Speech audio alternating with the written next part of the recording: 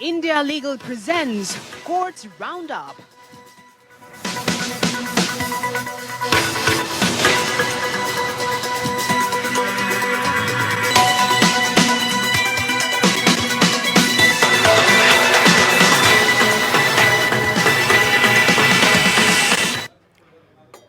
नमस्कार, मैं हूं आपके साथ पूजा कविया गोमा। कोर्ट्स राउंडअप में आप सभी का स्वागत है। इस बुलेटिन में अगले आधे घंटे हम आपको कोर्ट से जुड़ी तमाम छोटी बड़ी खबरों से रूबरू करवाएंगे। कोर्ट की कार्यवाही और सुप्रीम कोर्ट से लेकर हाई कोर्ट और लोअर कोर्ट तक के फैसलों को आपके सामने रखेंगे। आगे बढ़ने से डाले थे एक नजर हेडलाइंस पर।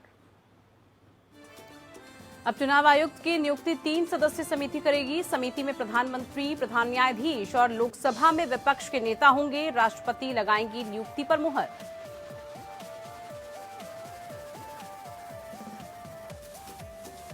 अडानी हिंडनबर्ग मामले में निवेशकों की सुरक्षा को लेकर सुझावों के लिए पूर्व जज जस्टिस अभय मनोहर स्प्रे की अध्यक्षता में 6 सदस्यीय समिति का गठन। सेबी को 2 महीने में जांच पूरा करने का निर्देश।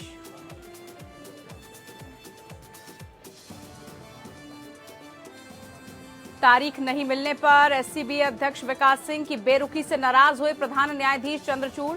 विकास सिंह को लगाई फटकार। सिब्बल कौल ने मांगी माफी।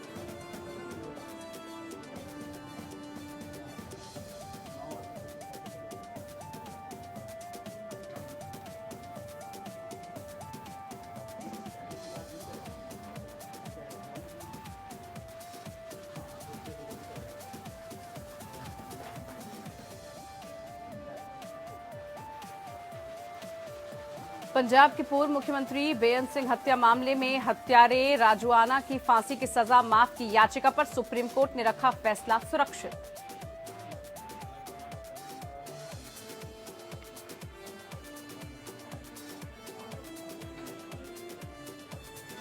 India Legal presents Courts Roundup.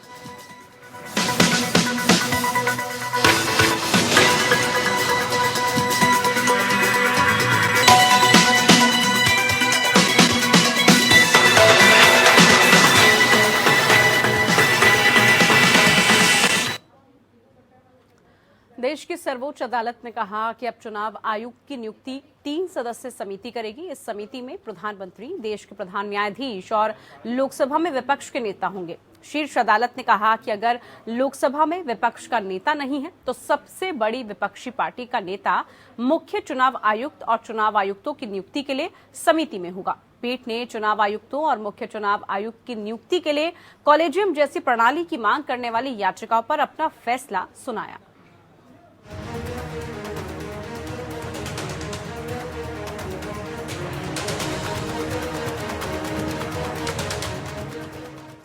Supreme court ने चुनाव आयोग को लेकर बड़ा फैसला सुनाया। सर्वोच्च अदालत ने मुख्य निर्वाचन आयुक्त और निर्वाचन आयुक्तों की नियुक्ति के लिए पैनल बनाने का फैसला दिया। इस पैनल में प्रधानमंत्री, लोकसभा में नेता प्रतिपक्ष या सबसे बड़ी विपक्षी पार्टी के नेता और प्रधान न्यायाधीश शामिल होंगे। यही पैनल मुख्य चुनाव आयुक्त और चुनाव आयुक्तों का चयन करेगी। हालांकि अंतिम फैसला राष्ट्रपति का ही होगा। धन और बल की भूमिका और राजनीति के अपराधीकरण में भारी वृद्धि हुई है। मीडिया का एक बड़ा वर्ग अपनी भूमिका सही तरह से निभा नहीं रहा है और पक्षपातपूर्ण हो गया है। सत्ताधारी दल चुनाव आयोग के माध्यम से सत्ता में बने रहने की अपने इरादे को अंजाम दे सकता है। चुनाव आयोग को स्वतंत्र होना चाहिए। महज स्वतंत्र होने का दावा करना और अनुचित तरीके से कार्य करना सही नहीं है। एक स्वतंत्र मुख्य चुनाव आयुक्त सत्ता में रहने वालों का दास नहीं होगा। एक स्वतंत्र और ईमानदार मुख्य चुनाव आयुक्त बिना हिचकिचाहट के रसूखदारों से लोहा लेता है। लोकतंत्र की रक्षा के लिए जनता स्वतंत्र और ईमानदार मुख्य चुनाव आयुक्त पर भरोसा करेगा। वो चुनाव आयोग जो कानून के शासन की गारंटी नहीं देता है, वो लोकतंत्र के खिलाफ है। मीडिया कवरेज में वृद्धि में चुनाव मशीनरी के दुरुपयोग की प्रवृत्ति निहित है। नियुक्ति की शक्तियों का दुरुपयोग किया जा सकता है। ये देश भर में बड़े पैमाने पर हो सकता है। राजनीतिक दलों और उनके उम्मीदवारों का भाग्य आयोग के हाथों में है। महत्वपूर्ण निर्णय आयोग के अधिकारियों द्वारा लिए जाते हैं। आयोग पर राज्यों और संसद का चुनाव कराने का कर्तव्य है। चुनाव आयोग का स्वतंत्र और निष्पक्ष तरीके से कार्य करना कर्तव्य है। लोकतंत्र तभी प्राप्त किया जा सकता है जब सत्ताधारी दल कायम रखने का प्रयास करें। मतपत्र की शक्ति सर्वोच्च है जो सबसे शक्तिशाली दलों को अपदस्थ करने में सक्षम है। मुख्य निर्वाचन आयुक्त और निर्वाचन आयुक्तों की नियुक्ति के लिए कॉलेजियम जैसी व्यवस्था बनाने की मांग को लेकर याचिका दायर हुई थी। इस पर गुरुवार को न्यायमूर्ति के.एम. जोसेफ की अध्यक्षता वाली 5 सदस्यीय संविधान पीठ ने फैसला सुनाया। चुनाव आयुक्त की नियुक्ति प्रधानमंत्री और मंत्रिमंडल की सिफारिश के बाद राष्ट्रपति की ओर से की जाती है। आमतौर पर देखा गया है कि इस सिफारिश को राष्ट्रपति की मंजूरी मिल ही जाती है। इसी के चलते चुनाव आयुक्त की नियुक्ति को लेकर सवाल खड़े होते रहे हैं। Bureau report, APN news.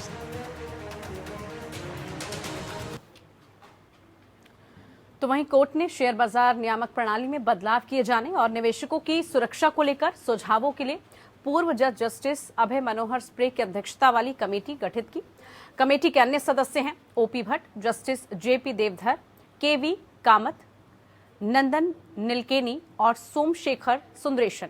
Court ने सेबी को इस मामले में जांच जारी रखने और 2 महीने में रिपोर्ट सौंपने का निर्देश भी दिया। दरअसल CJI DY Chandrachud, justice PS Narasimha और जस्टिस JB पारदेवाला की बेंच ने 17 फरवरी को इस मामले में फैसला सुरक्षित रख लिया था।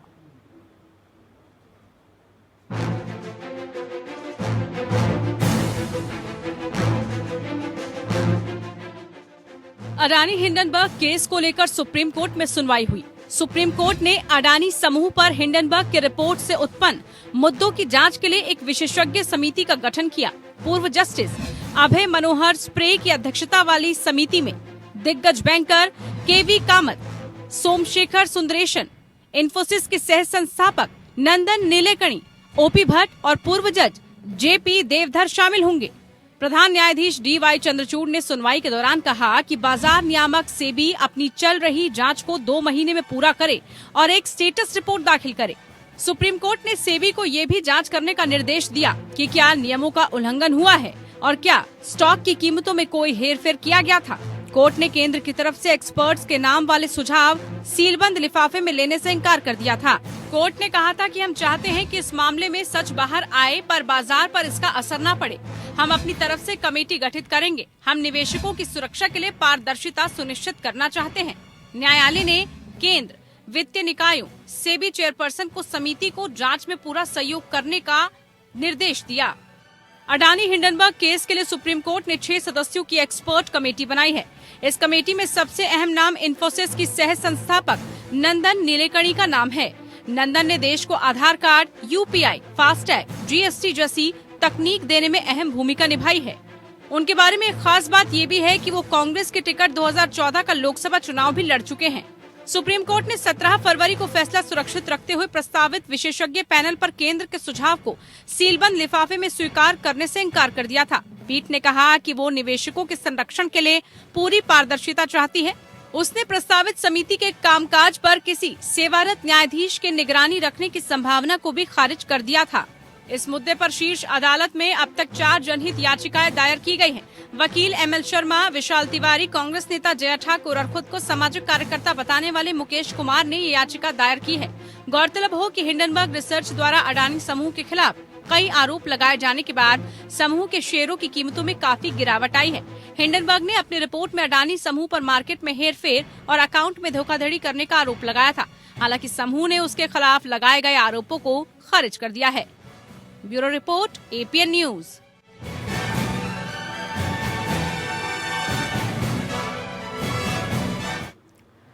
प्रधान न्यायाधीश DY चंद्रचूड़ ने सुप्रीम कोर्ट बार एसोसिएशन के अध्यक्ष और सीनियर एडवोकेट विकास सिंह को कड़ी चेतावनी दी। उन्हें कोर्ट से बाहर जाने तक को कह दिया गया। दरअसल बृहस्पतिवार को सीनियर एडवोकेट विकास सिंह ने SCBA को जमीन आवंटित करने से जुड़े मसले को उठाया और कहा कि पिछले 6 बार से ये मसला लिस्ट नहीं हो पाया है। इस पर चीफ जस्टिस चंद्रचूड़ ने कहा कि ये मामला सामान्य क्रम में सूचीबद्ध किया जाएगा। आप दिन में किसी भी वक्त आएं जब हम फ्री हों। इस पर सिंह ने जवाब दिया, ऐसे में तो हमें मामले को आगे बढ़ाना होगा, हमें आपके घर आना होगा। बस इसी बात पर चीफ जस्टिस बेहद नाराज हो गए। चीफ जस्टिस चंद्रचूड़ एडवोकेट विकास सिंह पर नाराज होकर बोले, आप मेरी कोर्ट से तुरंत बाहर निकल जाएं।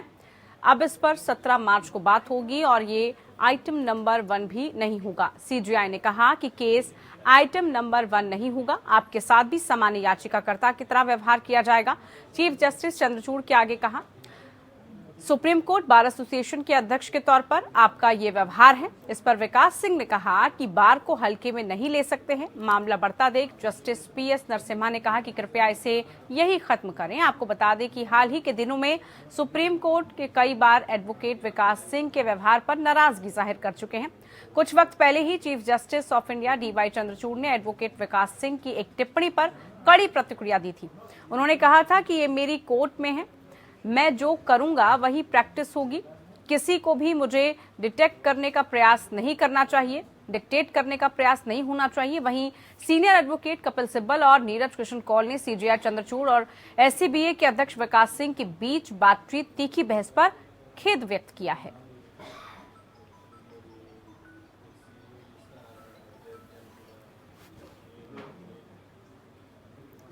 तो वहीं सुप्रीम कोर्ट ने पूर्व सीएम बेअंत सिंह के हत्यारे बलवंत सिंह को उनकी अर्जी पर फैसला सुरक्षित रख लिया है। जस्टिस बीआर गवाई, जस्टिस विक्रमनाथ और जस्टिस संजय करोल की पीठ ने सुनवाई पूरी करके आदेश सुरक्षित रख लिया है। केंद्र सरकार की तरफ से दाखिल हलफनामे के मुताबिक कानून व्यवस्था बिगड़ने का हवाला दिया गया है। पंजाब के पूर्व सीएम बेअंत सिंह के हत्यारे बलवंत सिंह राजवाना की फांसी की सजा को माफ करने मांग वाली याचिका पर उसके वकील मुकुल रोहतगी ने कहा कि बम ब्लास्ट में मुख्यमंत्री की मौत हो गई थी। राजवाना की तरफ से वकील मुकुल रोहतगी ने कोर्ट को बताया कि जुलाई 2007 में सजा सुनाई गई। हाई कोर्ट ने 2010 में सजा बरकरार रखी थी। सुप्रीम कोर्ट से भी उसकी सजा को सही माना है। वो 27 साल से जेल में है। 2012 से उसकी दया याचिका लंबित है। उसकी उम्र 56 साल हो गई है। रोहतगी ने कहा कि मौत की सजा के मामले में लंबे समय तक देरी करना मौलिक अधिकार का हनन है। 2012 से दया याचिका लंबित है। हम 2023 में कोर्ट आए थे। रोहतगी ने कहा कि कोर्ट को मामले में अब फैसला सुनाना चाहिए। इतने दिन कैद में रखना अमानवीय है। विकल्प के रूप में अगर दया याचिका पर फैसला नहीं होता तब तक राजवाना को पैरोल पर छोड़ दिया जा सकता है।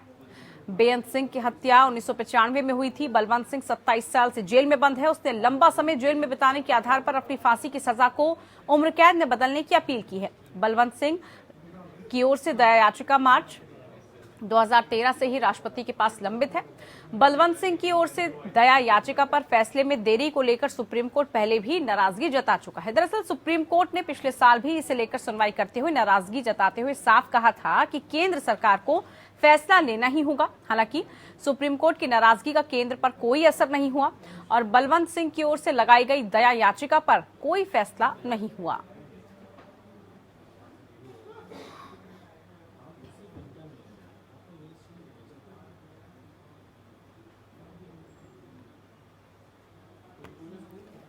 अप्रैल 2021 के नोटिस के अनुसार वाणिज्यिक मामलों का त्वरित निवारण सुनिश्चित करने के लिए दिल्ली उच्च न्यायालय में याचिका दायर की गई थी, जिसमें अधिक वाणिज्यिक अदालतें स्थापित करने का निर्देश दिया गया था।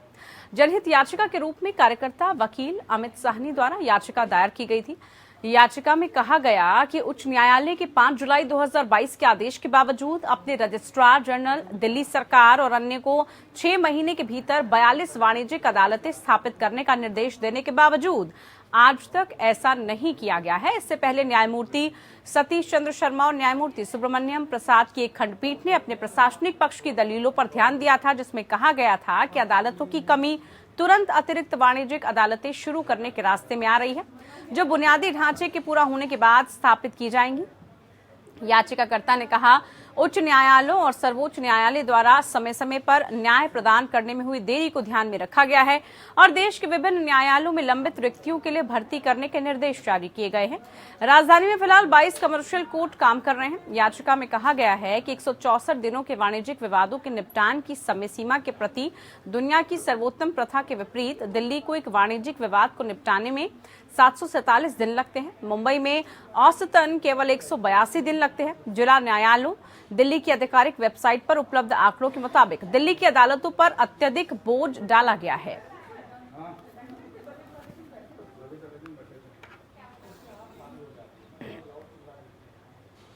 हिमाचल प्रदेश हाईकोर्ट ने कहा कि नेगोशिएबल इंस्ट्रूमेंट एक्ट की धारा 147 या इम्पाउंडेबल होने के लिए अपराध के तहत अदालतों को अपराध को कंपाउंड करने के लिए पर्याप्त शक्तियां दी गई है, यहां तक कि उन मामलों में भी जहां आरोपी को दोषी ठहराया जाता है। जस्टिस संदीप शर्मा ने एक याचिका की सुनवाई के दरमियान उक्त टिप्पणियां की। याचिकाकर्ता अभियुक्त ने याचिका में इस आधार पर एनआई एक्ट की धारा 147 के तहत अपराध को कंपाउंड करने के लिए प्रार्थना की थी कि याचिकाकर्ता अभियुक्त के मामले से समझौता कर लिया है और उत्तरदाता और पूरी राशि का भुगतान कर दिया गया है। समझौते के कारण आरोपी ने धारा 482 सीआरपीसी के तहत अदालत से संपर्क कर अधिनियम की धारा 147 के तहत अपराध के कंपाउंडिंग के लिए प्रार्थना की थी। प्रतिवादी ने अपने बयान में कहा था, चूंकि अभियुक्त ने मुआवजे की पूरी राशि जमा कर दी है, इसलिए उन्हें अपराध के कंपाउंडिंग के लिए अभियुक्तों की प्रार्थना करके कोई आपत्ति नहीं है। इस प्रकार अभियुक्त की रिहाई को स्वीकार कर लिया गया है। रिकॉर्ड की जांच करने के बाद बेंच ने कहा कि याचिकाकर्ता अभियुक्त को पहले ही अधिनियम की धारा 138 के तहत अपराध के लिए दोषी ठहराया गया है। उसे 6 महीने की साधारण कारावास की सजा दी गई है और 1.20 लाख रुपए का जुर्माना लगाया गया है। बेंच ने यह भी कहा कि याचिकाकर्ता आरोपी ने एक वकील दायर की है और उसमें कहा गया है कि खारिज उस अपील को कर दी गई है, लेकिन जिसके बाद उसने धारा 397 सीआरपीसी के तहत संशोधन याचिका के जरिए हाईकोर्ट से संपर्क किया। हालांकि उसे भी योग्यता पर खारिज कर दिया गया। अधिनिर्णय के लिए मौजूद प्रश्न ये था कि क्या निचली अदालत की ओर से की गई दोषी ठहराने के फैसले और सजा के आदेश के निर्णय को बरकरार रखने के बाद हाईकोर्ट अपराध को कंपाउंड करने के लिए आगे बढ़ सकता है या नहीं। जस्टिस शर्मा ने कहा कि अदालत दोषी ठहराने के फैसले और सजा के आदेश की रिकॉर्डिंग के बाद अधिनियम की धारा 138 के तहत अपराध को कंपाउंड करने के लिए आगे बढ़ सकती है।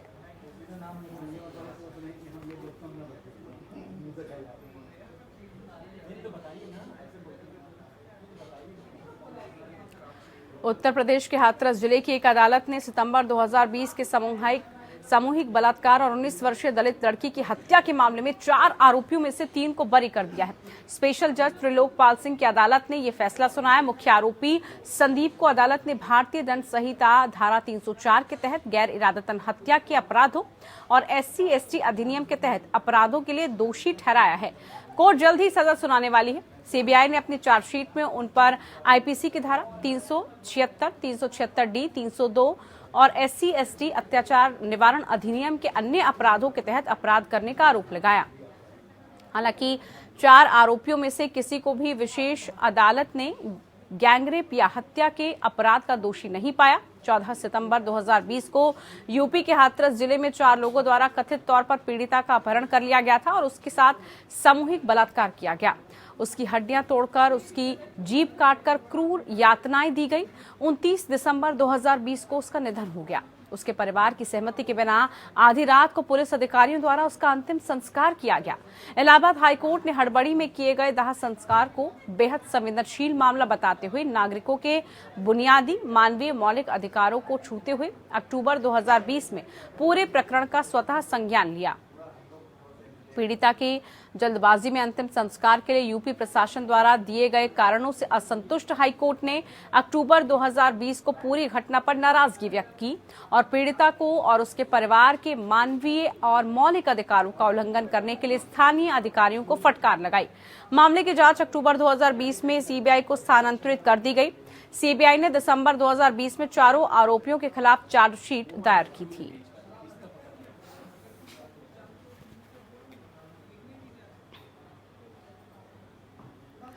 दिल्ली उच्च न्यायालय ने आम लोगों की सहूलियत के लिहाज से इस साल पारित किए गए कुछ फैसलों का हिंदी संस्करण प्रकाशित किया है। पहली बार मुख्य न्यायाधीश सतीश चंद्र शर्मा और न्यायमूर्ति सुब्रमण्यम प्रसाद की पीठ ने 1 जनवरी से 28 फरवरी तक के 7 फैसले हिंदी में उपलब्ध करवाए हैं। इनका अनुवाद आर्टिफिशियल इंटेलिजेंस सॉफ्टवेयर के माध्यम से किया गया। अनुवादित निर्णयों के अंत में शामिल डिस्क्लेमर में कहा गया कि स्थानीय भाषा में अनुवाद वादी के सीमित उपयोग के लिए इसे अपनी भाषा में समझने के लिए किया गया है और किसी अन्य उद्देश्य के लिए उपयोग नहीं किया जा सकता। डिस्क्लेमर में कहा गया कि सभी व्यवहारिक और आधिकारिक उद्देश्यों के लिए फैसले का अंग्रेजी संस्करण प्रमाणिक होगा और निष्पादन और क्रियान्वयन के उद्देश्य से मान्य होगा।